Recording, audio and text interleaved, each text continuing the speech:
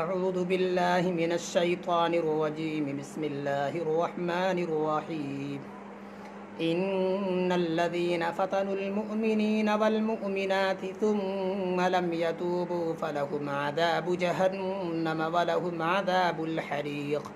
إن الذين آمنوا وعملوا الصالحات لهم جنات تجري من تحتها الأنهار ذلك الفوز الكبير إن بطش ربك لشديد إنه هو يبدئ ويعيد وهو الغفور الودود ذو العرش المجيد فعال لما يريد صدق اللہ العظیم۔ اب یہاں سے مکذبین قرآن اور اسی طرح مشرکین مکہ کو وارننگ دی جا رہی ہے، ان کے لیے وارنٹ جاری کیا جا رہا ہے اور ان کے مقابلے میں اہل ایمان کو اور ایمان لانے والوں کو اور مسلمانوں کو تسلی دی جا رہی ہے۔ یہ خطاب مشرکین مکہ سے خطاب کیا گیا ہے کہ بے شک ان الذین فتنوا المؤمنین والمؤمنات، بے شک جن لوگوں نے ایمان والوں کو اور ایمان والیوں کو ستایا، یعنی ان پر ظلم و ستم کے پہاڑ توڑے گئے، انہیں وطن چھوڑنے پر مجبور کر دیا گیا، انہیں ایمان لانے کی پاداش میں جلا وطن کیا گیا، خدا کی زمین اپنی وسعت کے باوجود ان پر تنگ کر دی گئی،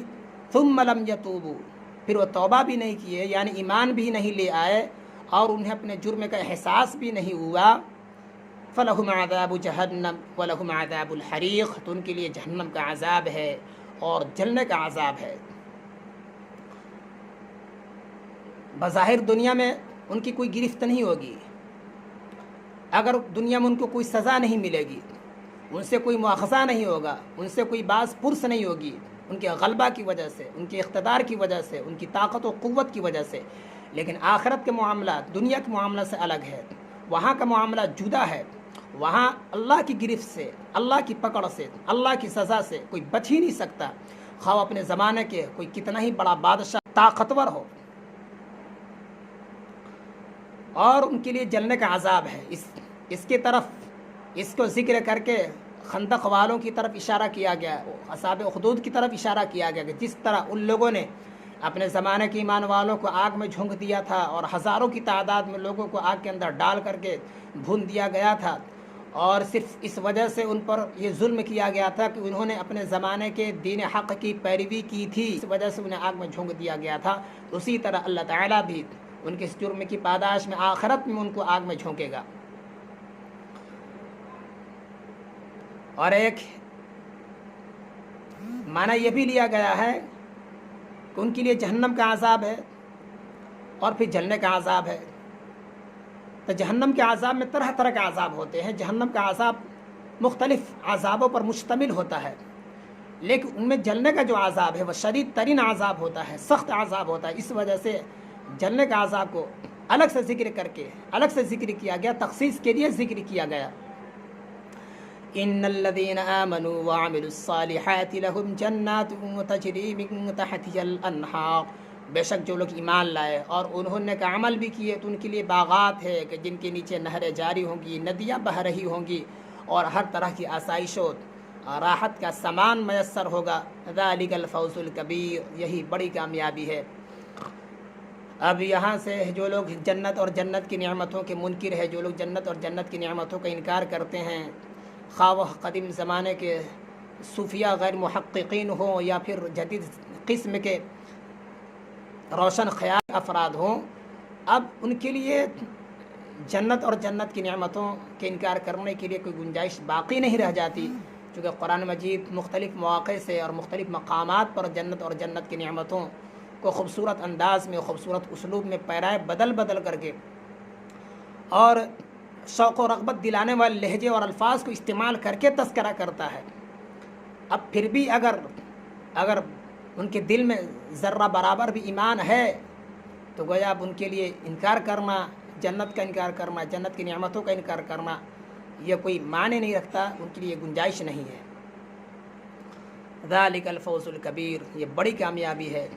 اور اس کامیابی کے مقابلے میں دنیا کی یعنی اخروی کامیابی، آخرت کی جو کامیابی ہے، یہ بہت بڑی کامیابی و کامرانی ہے، اور اس کامیابی و کامرانی کے مقابلے میں دنیا کی جتنی بھی کامیابیاں ہیں، جتنی بھی کامرانیاں ہیں، خواہ ملکی کامیابی ہو یا سیاسی کامیابی ہو یا ملکی تمدنی ترقی ہو یا کسی بھی میدان میں کامیابی ہو، اس کامیابی کے مقابلے میں یہ کامیابی کوئی معنی نہیں رکھتا، ہیچ ہے اور اس کی کوئی حقیقت نہیں۔ اصل کامیابی تو آخرت کی کامیابی ہے، پائیدار کامیابی ہے اور تادیر اور باقی رہنے والی کامیابی ہے۔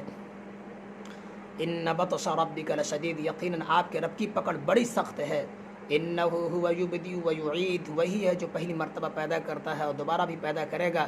یعنی پہلی مرتبہ پیدا کرنے میں اور پھر مرنے کے بعد زندہ کھڑا کرنے میں سب کچھ اسی کے قبضے قدرت میں ہے۔ وہی اکیلا و یکتا مالک و مولا ہے، اس کا کوئی شریک و سہیم و رفیق نہیں، اور اس کے کام میں کوئی دخل دینے والا نہیں، کوئی اس سے مواخذہ کرنے والا نہیں، کوئی باز پرس کرنے والا نہیں، وہ کسی قانون کے پابند نہیں، سارے قانون اس کے مقید ہیں۔ وہو الغفور الودود، اور وہی بڑا معاف کرنے والا، بڑا درگزر کرنے والا ہے، بڑا مہربان ہے۔ ذو العرش المجید، عرش کا مالک ہے، عظمت والا ہے۔ اصل اللہ تعالیٰ کے بارے میں جن لوگوں کا یہ خیال ہے، جن لوگوں کا یہ تصور ہے کہ اللہ تعالیٰ صرف صفت رحمت سے متصف ہے، اور جو لوگ صرف اللہ تعالیٰ کے ساتھ صفت رحمت کو خاص کرتے ہیں کہ اللہ تعالیٰ تو رحیم و کریم ہے، رحمان ہے، غفور الودود ہے، تو صرف وہ رحم کرنے پر ہی قادر ہے، تو ان کا یہ خیال، ان کا یہ تصور صحیح نہیں ہے کہ جس طرح اللہ تعالیٰ رحم کرنے پر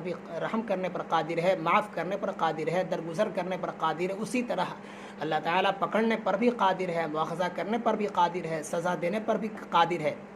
تو یہاں پر ان دونوں صفات کو بیان کیا گیا ہے کہ اگر اللہ تعالیٰ رحمان الرحیم ہے تو دوسری طرف ان کی جو سزا ہے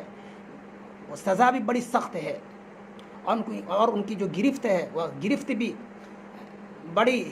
سخت گرفت ہے، ان کی پکڑ سے کوئی بچ نہیں سکتا۔ اور دوسری جگہ قرآن مجید نے دوسری جگہ اعلان بھی کر دیا، نبئ عبادی انی انا الغفور الرحیم وان عذابی هو العذاب العلیم، کہ میرے بندوں کو آگاہ کر دیجئے